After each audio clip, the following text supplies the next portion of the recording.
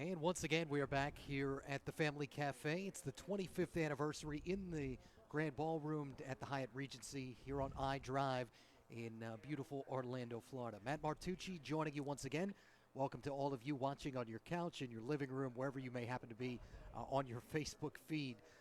Happy to be joined by the Family Cafe Board of Directors, Board Chair, Jim DeBogren. Yes. Yeah, great to see you, sir. Thanks for having me. Yeah, Happy to be here. Yeah, great to be here myself. Tell me a little bit about when your involvement started with this fine organization. How many years do you go back with the Family Cafe? Well, I was actually, as a participant at the very first Family Cafe, I tagged along with my wife, who at the time worked for the Florida Developmental Disabilities Council. I joined the board in 2011, so I guess that makes going on 13 years now. What was it about that first experience tagging along with your wife that maybe made you stay and say, hey, I want to be a part of this? I just never been to anything like it. I've gone to a lot of conferences and conventions that are always about an industry or some professional group, and this was the only one I'd ever been to where it was all about the people. It was all about the families, and that was very impressive. Back then, it started small. It was across the street at the Rosen Plaza, but it impressed me because it was unique in that respect, that it was all about the people we serve. And that's an interesting segue talking about the Rosen, because this thing has now grown so much to the point where it takes over pretty much this entire hotel, and then you get people staying across the street for the overflow because they can't get a room here. Yeah, I love it. For one weekend, we take over one of the premier resort properties in the whole state of Florida. We overflow, and we even go in and we fill up a good part of the Rosen property. So, yeah, it's terrific. Favorite memories of this since you started coming? Is there anything that particularly stands out for you? What stands out? You know, they all do. I've made so many friends here, and they're just so I get a chance to see people that I only get to see them once a year. It's just there's always something here. I always have a great time, and it's just so much fun to see people who are learning, having a good time, and for one weekend of their life, they're the center of attention. You know, we all need that. How unique do you think this experience is for the disability community getting to be here? I think it's a very unique. It's a very wonderful experience for them. Hopefully, it's also very informative. We want people to have a good time, but we also want them to leave here with practical tools and knowledge that are going to help them carry on the momentum that hopefully they pick up at this event. So we're here in early June, and they'll actually be back in this hotel in what's a couple of months for the Family Cafe's annual youth summit, right? That's correct. Yep, the young people come, and we usually do that at the Florida Hotel, which is just across town. But yes, that's coming up in a couple of months. August, we always have our in-person board meeting the day before the youth summit kicks off. So we'll all be back. All right, August 4th and 5th, that's the Family Cafe's youth summit right here in Orlando, Florida. Information on that, familycafe.net. You can check out the website. It's for folks with disabilities between the ages of what are 15 and 30. It's a chance to gather with other youth in the disability community and get your voice heard. So we're certainly looking forward to that. Jim, appreciate you stopping by. Yes, sir. Thank you. Thanks for having me. That's Jim DeBogren, once again, board chair here for the Family Cafe and participating in another fine event here at the Hyatt Regency in Orlando, Florida. We've had a wonderful couple of days here so far. If you wanted to register, online registration is in fact closed, but in-person registration, if you wanted to get down here and register, you could do that at the long registration tables that are just down the hall from where we currently are. So we're going to bring in our next guest, James Williams, correct? Yes, James Williams. Yeah, great to see you, sir. How many years now is this coming to the Family Cafe for you, James? 13. 13. And what do you remember about maybe that first year, that first experience, and how much has it changed since then? Well, I have to say, the first year I came here, it was a unique experience because, A, I actually am from Illinois, and I fly from Illinois to the cafe every year. And prior to coming to the cafe, most of the conferences I've been to were autism-specific conferences because I'm on the autism spectrum. Sure. And the Family Cafe was really the first big conference I went to that was all disability inclusive. So the unique thing was I finally got to learn about how different disabilities have different cultures and basically, different types of social structures. And it was really my way of opening to, okay, I know about autism culture, but I got to learn about what deaf culture was, what blindness culture was, what cerebral palsy culture was, and just being able to be in this space where, you come across people of every disability, each with their own issues, but their own culture and their own values. It's amazing to be in a place where you get to learn how to tolerate the diversity of disability. How rewarding is that experience for you now that you've had basically 13 years worth of such experiences? Well, what makes it so rewarding is that I now am able to pull back and say, hey, sometimes what I think is a disability issue is an autism issue. Because the biggest mistake I made when I first came here was assuming that a lot of issues I had that were autistic issues applied to other people with disabilities. And I learned that that was not always the case. And a group here that really helped me become a better self-advocate was the Florida Youth Council, because in Illinois we don't have a youth council. We don't have that. And seeing all those young people with disabilities all working together and hosting sessions about how to be a self-advocate, I make sure to go to at least one of their sessions every year, because each year the council gives me information about how to be a better self-advocate that I then, when I fly back to Illinois, take to the people I know and work with locally at home. Because Illinois does not have a conference like this, and I'm able to come here and see something I don't get to see at home. Yeah, and that's a great point. That was actually something I was just talking about with Jim, who was the guest that we had on before you. The fact that in a couple of months you're going to have the Family Cafe's Youth Summit coming up right back here in Orlando. I don't know if you ever attend both, but I did when yeah, I was of age to do so. I have since aged out. aged out. But what was that like? Obviously, being you were talking about the sessions, but this is the conference as a whole. That one is directed or focused, I should say, on people with disabilities between the ages of 15 and 30. So how much does that do for the youth in the disability community? Well, one of the things it does is it really helps youth learn how to make friends with people of different disabilities.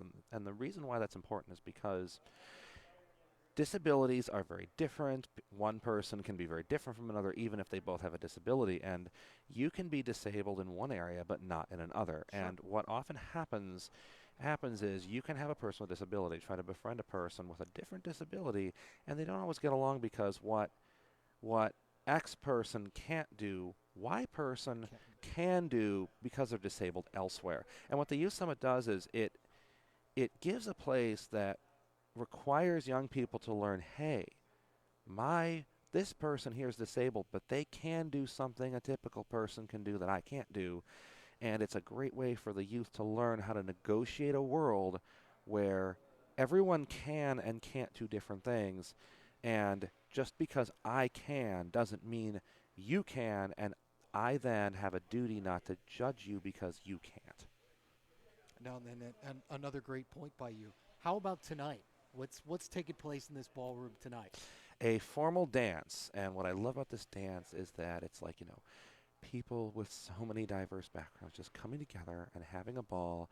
And for some of these people with disabilities who didn't have a lot of friends growing up, they might have never gone to a homecoming dance or a Sadie Hawkins dance, might not have even gone to their senior prom because they were just too uncomfortable and part of how to deal with bullies there. And just this dance, for many people here, this is possibly the prom they never went to, the homecoming they never went to. But they come here and they have a ball with each other and possibly be able to relive the fun experience that their typical peers took for granted growing up that they did not necessarily have.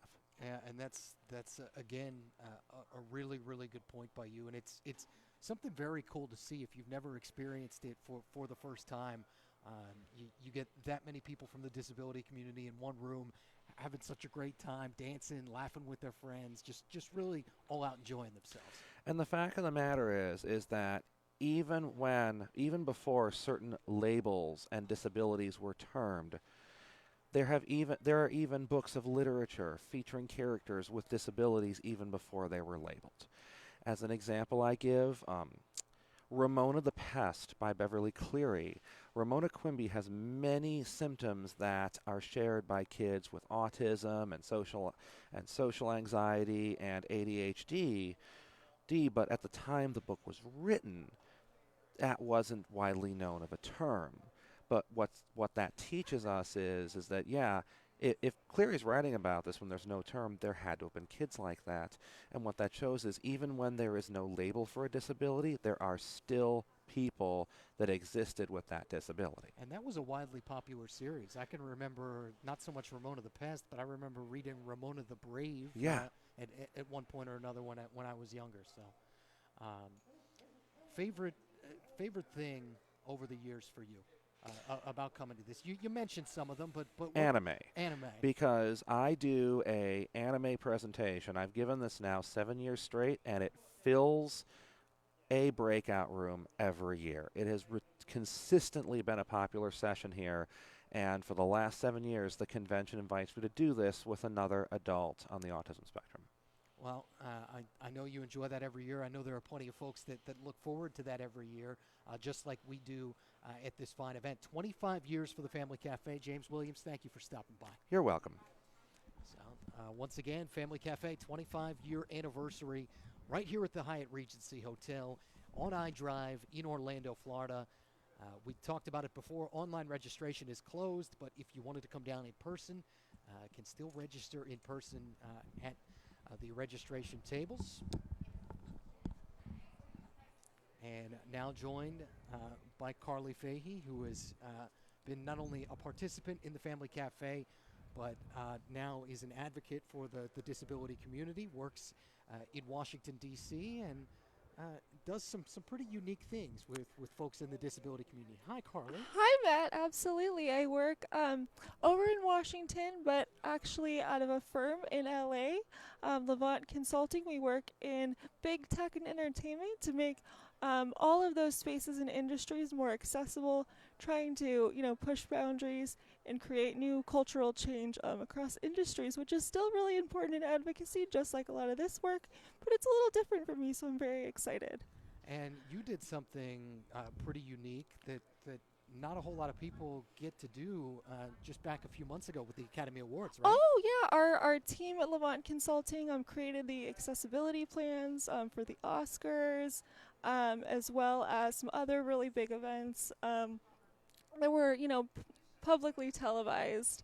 And it was really interesting being able to sort of understand, what goes into an event like that, and to look at all of that the Academy is doing around creating, more inclusive opportunities for not only for those, participating and attending as nominees, but those watching at home as well, and sort of the angles of that. Carly, this is 25 years, obviously, that your mom, Lori, started this organization. What are some of your favorite memories from coming to the Family Cafe? Oh my goodness, there are so many, Matt. I would say probably some of the earlier years when we would have policymakers coming from across the state, really getting to network with families and kind of share stories. And understand, where certain support systems were going right and then where improvements needed to be made. And seeing that as a kid or a young person just really made me very aware of the opportunity and a lot of the space that is still left to be created around like field building, networking, family and community work, and accessibility in general. Where do you think that there's the most work, to do in this space? I think that the services that are publicly available for families, whether that be Medicaid in the state of Florida, some of the accessible transportation services like Dial-A-Ride in Tallahassee, and other sort of disability-friendly transportation, and then there's also the APD services and like the Medicaid waiver program. I think there's a lot of opportunity for those to be, more robustly funded, and to also With funding comes more improvement, right? right, or with funding comes more improvement. And disabled people are in every community, right? We're not just here at Family Cafe, but we're your cousins. We're coming to your school functions. We're adults out here working, and I think that's something I also love about Family Cafe is watching some of these families return, getting to know some of their stories, and watching everyone grow up, including myself and my peers, and realizing that a lot of these networking opportunities can lead people into different careers and to creating more impact across the state and beyond. What about the work you're doing, Carly? Where can folks get more information? Oh, yeah, you can go to levantconsultinginc.com. We do more than just, glamorous event stuff. We also create, training opportunities and professional development for large and small orgs to become cultural change makers in accessibility in any industry. So it's very exciting. I was in a course, Lamont Consulting. If you want to go and seek out that information, Carly just gave you the website. Give it to him one more time. Yeah, it's levantconsultinginc.com, and Levant is spelled Lavant Consulting. So Inc.com. levantconsultinginc.com. There you go. For more information. Carly, always great to see you. Oh, Thanks, thank you. Thanks so much for stopping by. Thanks, And Matt, for the good conversation. I know we have another day or so left in this event, so enjoy the rest of the event. Thank you. Thanks. Appreciate it. That's Carly Fahey, daughter of Lori Fahey, and an advocate for the disability community, and always doing a great job in her position and as an attendee here at the Family Cafe. Once again, familycafe.net for more information. This is our 25th year, and have really struck up a nice relationship, a nice partnership with this fine hotel here at the Hyatt Regency. As we were talking about before, we more or less take over, here from Thursday up until the end of this event, which will be mid-afternoon tomorrow. The hotel, if you wanted to try and get a room here this weekend, you would have to book it out months upon months in advance. And it's certainly something that's really rewarding to be a part of, and something that I'm glad to have been a part of now for what is the third straight year. FamilyCafe.net for all the information that you could possibly want on the event. You can get the event program there. You want to know who the keynote speakers are, you can see those there.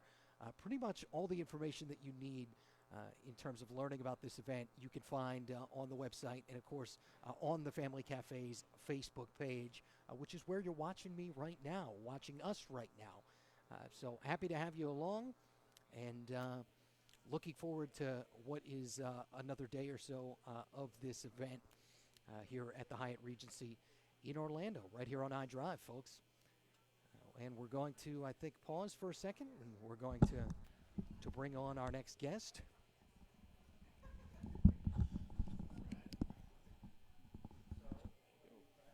And we say hello. Hello. And we have Yolanda Herrera, who has been with the Family Cafe. How many years, Yolanda? Well, attending the conference for the past, I was one of the first ones coming in on the first one. 25 years. 25 years. Wow. Here, let's get that microphone nice and close. Okay, thank you. So one of the first ones. One of the first ones. So you can speak to this as much as anybody. How much has this event grown in 2.5 decades now? Oh my goodness, by bounds and leaps. Who would have known that 25 years I still be here? But let me tell you, the nicest part about this is that personally, my daughter's life has been quite a success.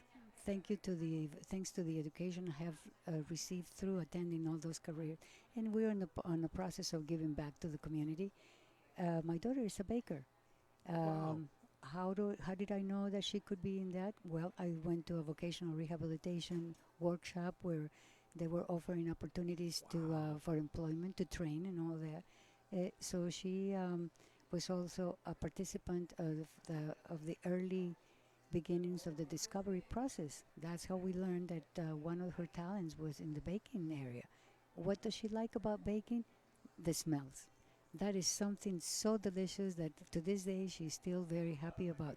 Whenever time you open the oven and comes that scent, oh, she really just makes the best of it. Now, The eating part is pretty good too, right? well, I was just gonna say that.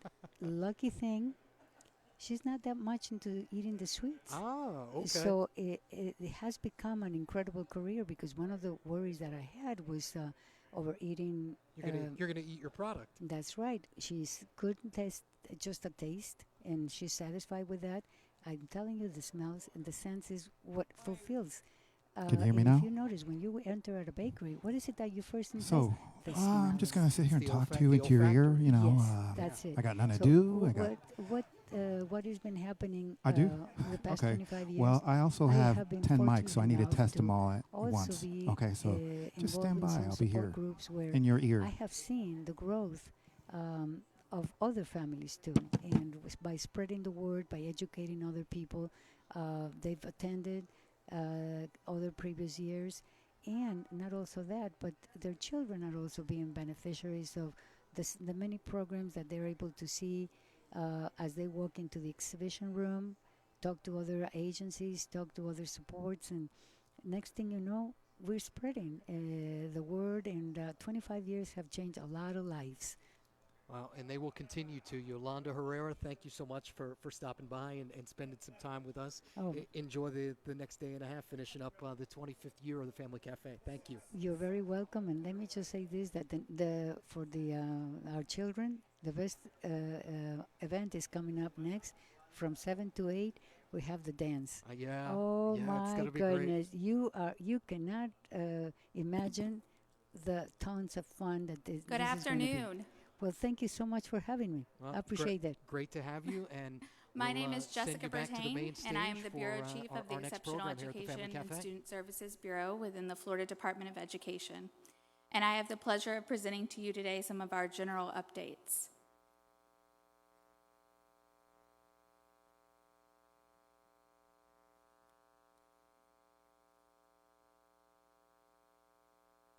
And I want to make sure we're able to share our slides on the screen.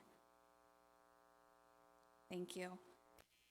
We'll start today with FDOE's mission, vision, and goals.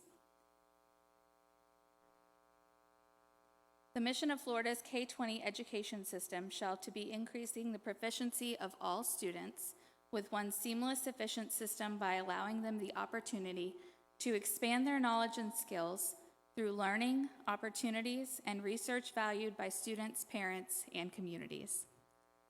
Florida will have an efficient world-class education system that engages and prepares all students to be globally competitive for college and careers.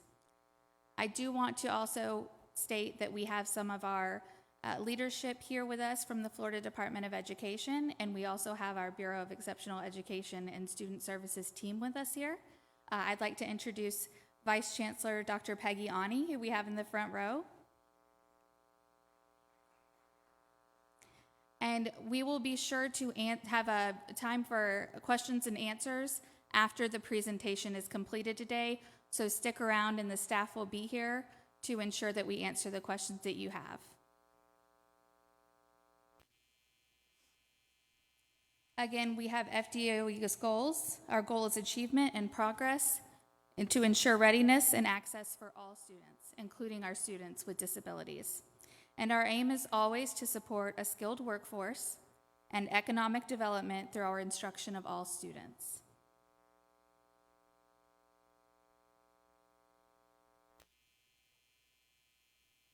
FDOE's emphasis on the education of students with disabilities can be seen in sections of the Florida statutes such as Title IV, Chapter 19, Section 39.0016. Improving educational results for children with disabilities is an essential element of our public policy of ensuring equality of opportunity to fully participate and ensure independent living and economic self-sufficiency for individuals with disabilities.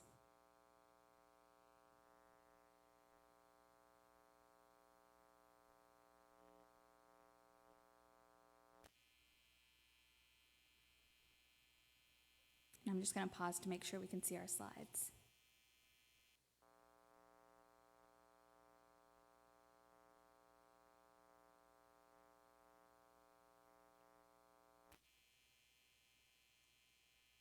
Now we'll go over an overview of our state performance plan and our annual performance report, also known as SPP APR.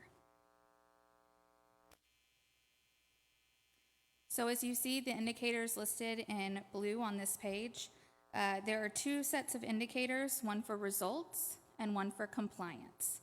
The indicators highlighted in blue are those that are results indicators. And as I go through these, I'll make note of specific indicators, and we'll go further into explaining some of those throughout the session. Indicator 1 is our graduation rate. Indicator 2, dropout rate. Indicator 3, assessment. Indicator 5, educational environments for school age. Indicator 6, educational environment for preschool. Indicator 7, preschool outcomes. Indicator 8, parent involvement. Indicator 14, post-school outcomes. Indicator 15, resolution sessions. And Indicator 17, our State Systemic Improvement Plan, our SIP. As to note, Indicator 4 has two parts. It is 4A and 4B. 4A is a results indicator, and the state establishes targets for these indicators.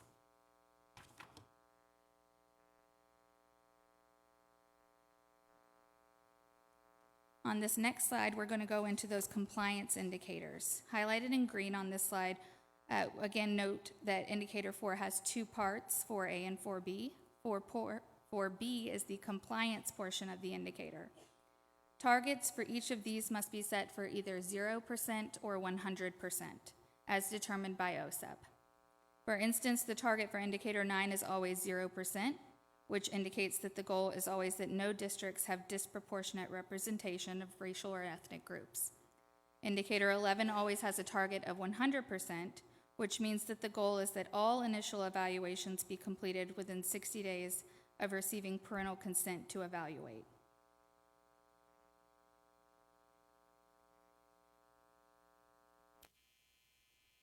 Now we're going to go into some of our current data for our 17 indicators.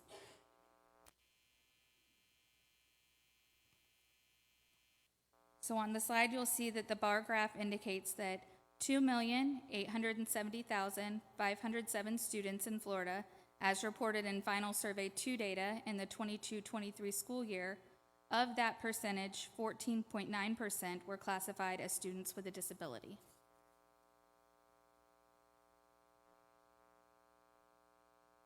The total number of students reported with a primary exceptionality during the 22-23 Survey 2 reporting period were 427,975 students with disabilities. Of those, the graph here represents the disaggregation by areas of eligibility. That is going to include ASD, SLD, OHI, IND, DD, SI, LI, EBD, and other. We define the other designation on the following slide.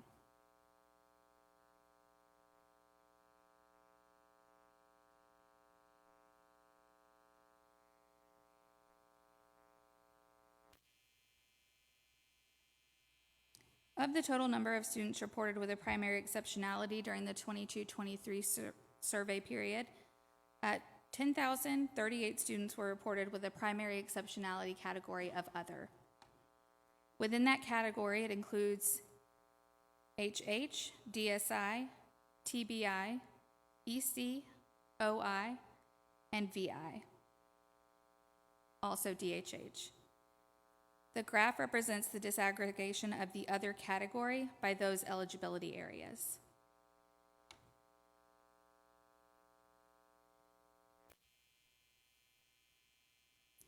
Now we're going to go a little bit further in depth into each one of our 17 indicators.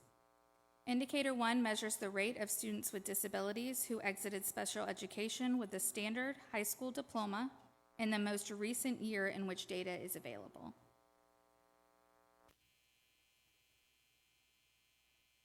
As you can see here on the screen, the top line of this bar graph shows the rate of students with disabilities who exited special education in the 21-22 school year with a standard high school diploma. The bottom line shows the target rate, and keeping on trend with rates since 2014-15, we exceeded our target for 21-22 with 87.5% of students with disabilities exiting special education with a standard high school diploma.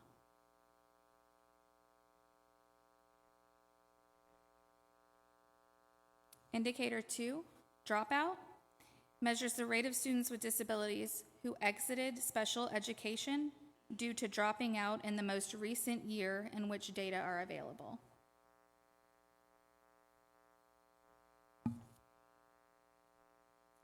The blue line on this bar graph shows the rate of students with disabilities who exited special education due to dropping out from 2013-14 through 2021-22. The orange line shows the target rate.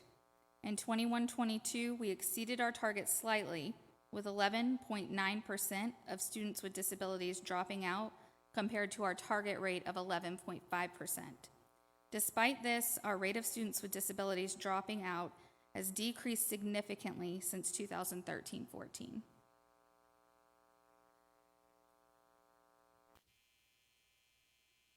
Indicator 5, educational environments, measures the inclusion efforts of states looking at the percentage of students with disabilities spending at least 80% of their time in the general education classroom alongside their peers without disabilities.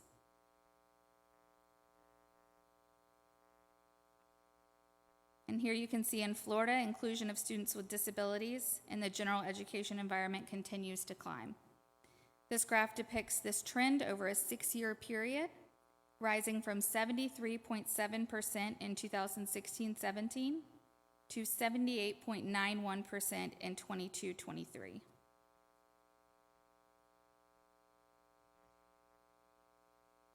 Indicator 8, parent involvement, measures the efforts of the state to include parents in the education of their students with disabilities. To collect these data, Florida utilizes the ESE Parent Survey. According to the results of the 21-22 ESE Parent Survey, 83.53% of parents of preschool students with disabilities agreed that they felt they were included in the education of their students.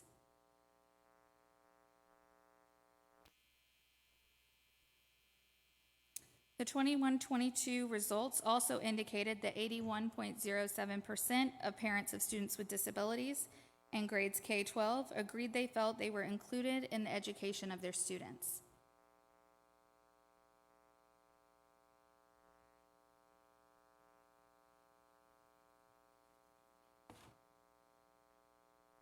The ESE Parent Survey is still open. It opens March 22nd, 2023. And is open through June 30th, 2023. It's available to all parents of students with disabilities with an IEP enrolled in Florida at a public school, and parents should complete one survey per student, and if parents of multiple students who've met the above criteria. Web-based is the only option this year with questions specific to preschool or K-12, and it is available in 3 languages, English, Spanish, and Haitian Creole. But of course, if you have a situation where you need a different translation, you may contact your district or our office, and we will get that provided to you.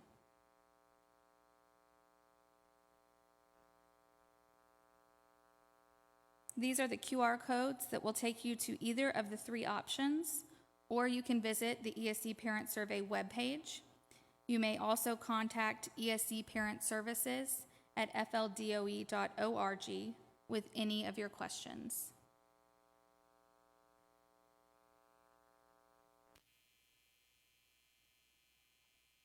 Indicator 13 is secondary transition.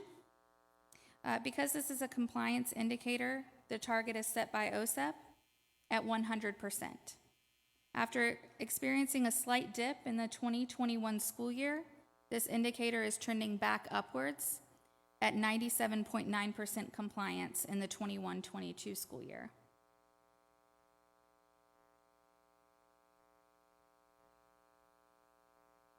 And now let's look a little bit into our Indicator 14 post-school outcomes data.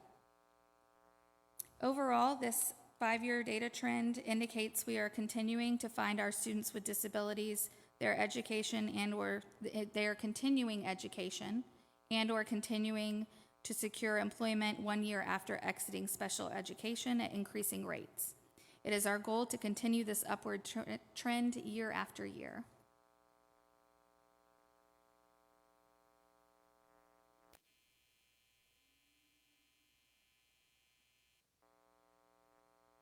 On the next slide, we're going to share some important resources with you. Of course, we have our BEESS homepage, which is going to allow you to filter into different areas of our Bureau website.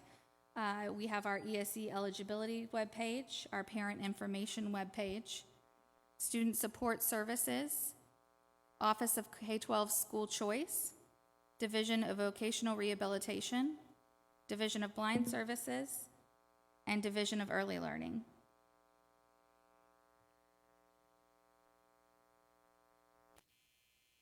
We're also going to share some of our discretionary project information with you.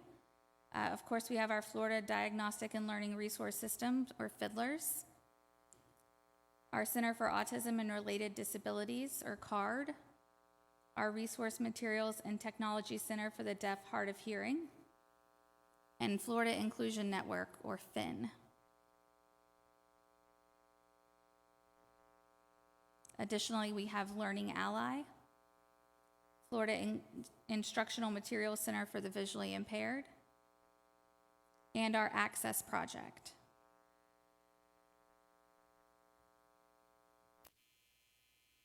As always, we are open to feedback and also for you to contact us and provide feedback or get answers to your questions.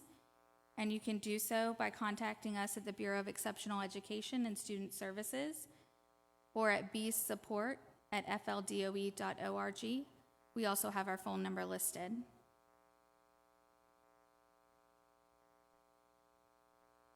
Thank you for allowing us the opportunity to present our indicator data to you today and to share important resources. As always, our Bureau is here to support you, and Florida Department of Education is here if you have any questions or concerns that you would like to share with us. And we would also like to hear of any positive outcomes for your students with disabilities. Thank you so much for allowing me to share with you today.